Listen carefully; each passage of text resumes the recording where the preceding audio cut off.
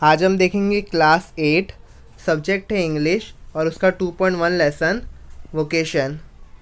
इस चैप्टर के हम सारे एक्सरसाइज और इंटेक्स के क्वेश्चन आंसर्स देखेंगे, लेकिन सबसे पहले हम वार्मिंग अप के क्वेश्चन आंसर से शुरू करते हैं। तो इसका जो पहला क्वेश्चन है, pick out words that refer to means of living and fill them in the web. तो क्वेश्चन के कहने का मतलब है कि इसमें आपको एक ब्रैकेट दिया है, इसमें कई सारी चीज़ें लिखी हुई है। तो ये सारी चीज़ों में से आपको वो चीज़ें लिखनी है जो मीन्स ऑफ लिविंग को रिफ़र करती हो, और इस सब वेब डायग्राम में इसको फिल करना है। तो ये क्वेश्चन का आंसर मैं आपको दे रहा हूँ, आप इसका स्क्रीनशॉट ले लीजिए।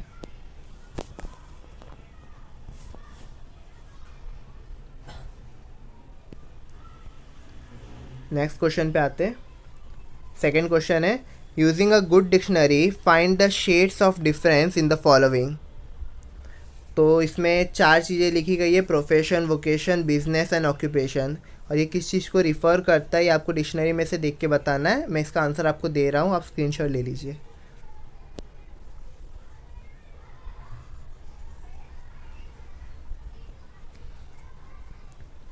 क्वेश्चन नंबर 3 पे आते हैं। ये एक्चुअली क्वेश्चन यहाँ पर है, write down 8 to 10 onomatopoeic words on your own. और यहाँ पे ये आपको जो पैराग्राफ दिया हुआ है और वो ये एग्जांपल के साथ बताया गया है कि ओनोमेटोपोइया ये क्या होता है और इसको कहाँ किस तरह सेंटेंस में यूज़ करते हैं। एक्चुअल क्वेश्चन ये है कि आपको 8 to 10 ओनोमेटोपोइटिक वर्ड्स यूज़ करने हैं, और इसका आंसर मैं आपको दे रहा हूँ 8 से 10।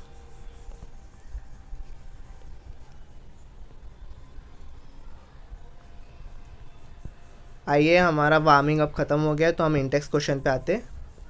इंटेक्स में राइट साइड में आपको यहाँ पे पहला क्वेश्चन दिख रहा है, what does the hawker advertise allowed.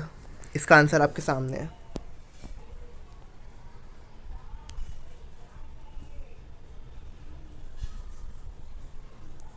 Next question ये है, who is scolded if he gets dirty.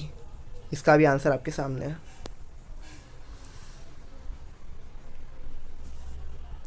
Next question, what accompanies the watchman.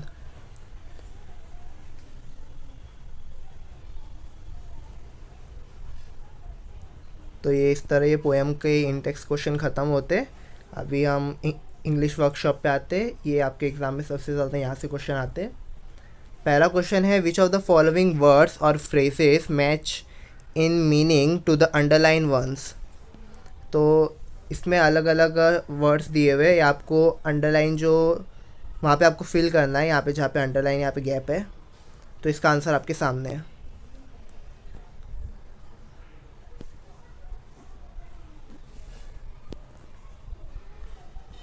Question number 2 पे आते हैं, read the poem and fill in the blank. तो सबसे पहले आपको morning और आफ्टरनून के आंसर मिलेंगे, और इसके बाद नाइट का आंसर है, यानी ये 2 पार्ट्स में डिवाइड है answer.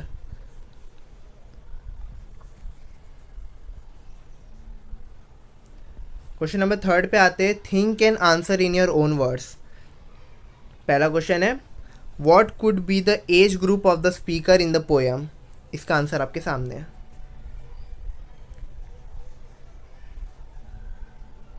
What is the difference between a hawker and a shopkeeper.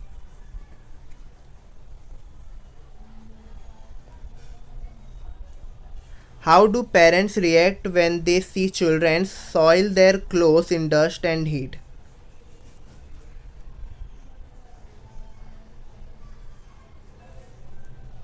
Why is the street light compared to a one red-eyed giant?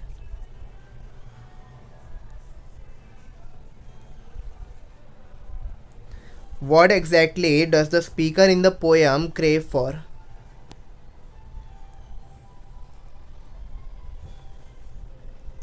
Does the poet really wish to become a hawker or gardener or watchman? Justify your response. इसका भी answer आपके सामने है।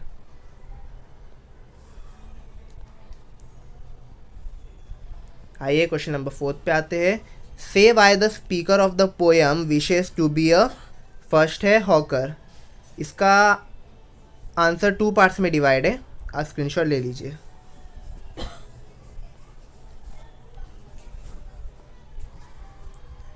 B पे आते हैं gardener, इसका answer आपके सामने है। और लास्ट सी वॉचमैन, इसका भी आंसर आपके सामने है।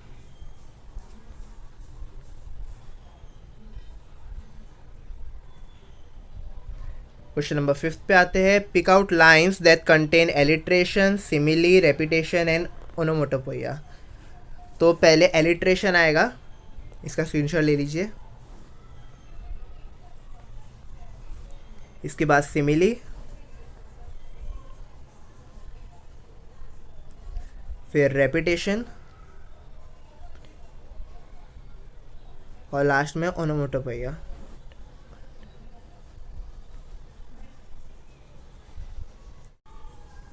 क्वेश्चन नंबर 6 पे आते, ये बहुत बड़ा क्वेश्चन है तो मैं आपको सिर्फ एक्सप्लेन करता हूँ इसमें क्या करना है। तो ऐसे जो पोएट्स होते हैं जो अपने रिदम में या फिर राइम या फिर लेंथ ऑफ द लाइन में या फिर स्टेंजा में ना यूनिफॉर्मिटी नहीं रखते, यानी कि वो फ्री वर्स में लिखते। तो ऐसे जो पोएट्स है, जैसे कि यहाँ पे आपको नाम देखने को मिलेगा, Walt Whitman, Ezra Pound, T S. Eliot, Rabindranath Tagore. तो इनके जैसे कुछ और पोएट्स के नाम हमें बताने हैं जो फ्री वर्स में लिखते हो। तो वो 2 पोएट्स के नाम मैं आपको दे रहा हूँ, आप उसका स्क्रीनशॉट ले लीजिए। क्वेश्चन नंबर 7 पे आते हैं, what vocation, profession, business would you like to take up in the future, prepare a fact file for the same using the following points. तो इसका आंसर मैं आपको दे रहा हूँ, आप इसका स्क्रीनशॉट ले लीजिए।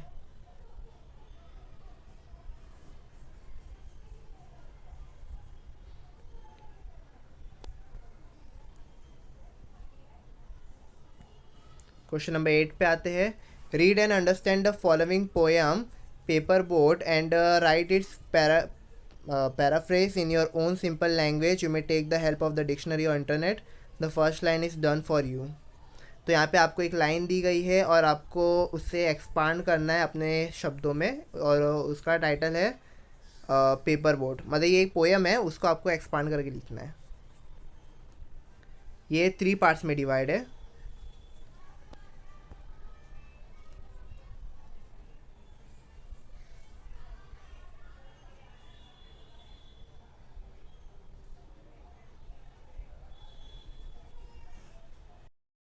तो इस तरह हमने इस चैप्टर के सारे क्वेश्चन आंसर्स कंप्लीट कर लिए, एक्सरसाइज, इंटेक्स और वार्मिंग अप के।